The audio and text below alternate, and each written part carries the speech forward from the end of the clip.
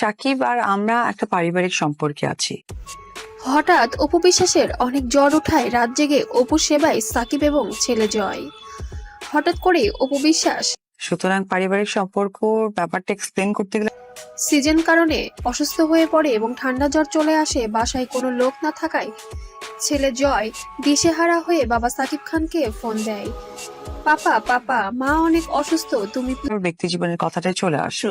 তো একটু আগে যেটা আমি বলি, প্লিজ এখনই আসো, বাসায় কেউ নাই। এই কথা শুনে যেন অপু বিশ্বাসের জন্য ছুটে আসলো স্বামী সাকিব খান।